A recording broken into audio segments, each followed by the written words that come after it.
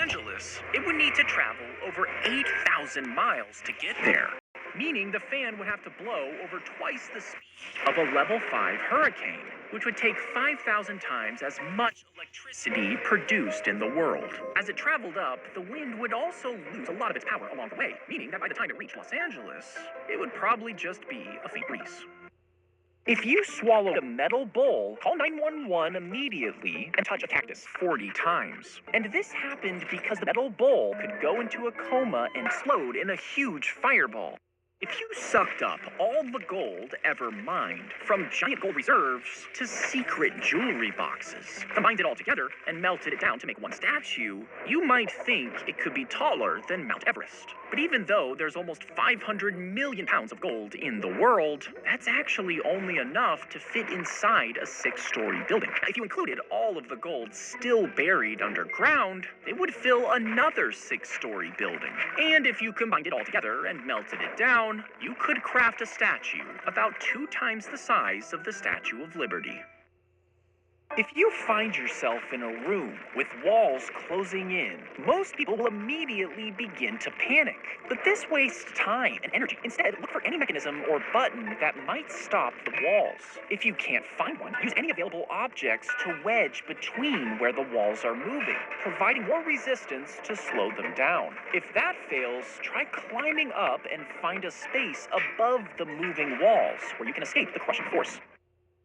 He hit the ball so hard, the bat cracked. But as the splinters flew, the umpires noticed something odd. When they looked closer, they found a cork inside. You see, some players would drill a hole in their bat, removing the heavy wood and replacing it with a much lighter piece of cork. And this made the bat swing faster. He was immediately thrown out for cheating, but insisted it was a practice bat that got mixed up by accident. Now, this player was known for hitting over 500 home runs, so fans were left wondering if his entire career was all just a sham.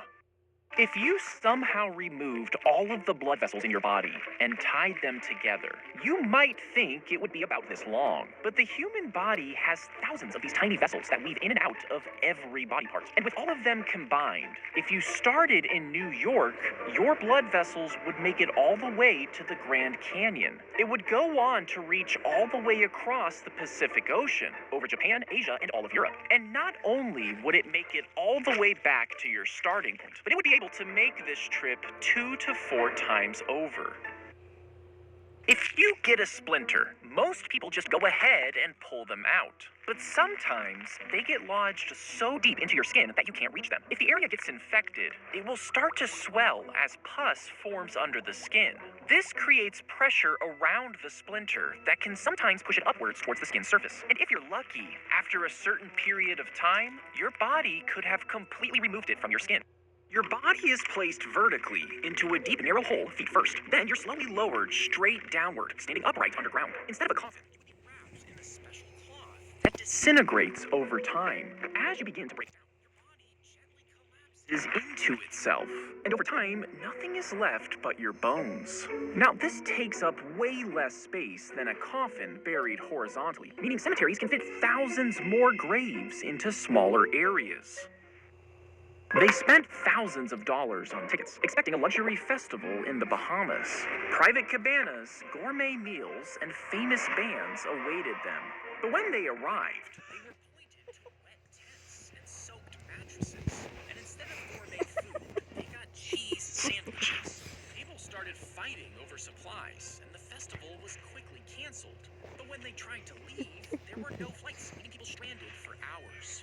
The organizer was eventually jailed for the scam, but he announced a second festival as soon as he got it, pointing at their wheel, shouting that it's about to fall off. And once they pull over, he gets in and drives it a few feet while jerking the wheel, making it look like it's wobbling. He tells them to get back in the car and turn the wheel so he can fix it. Then suddenly, the wobble is gone. He demands payment, and you pay, as he knows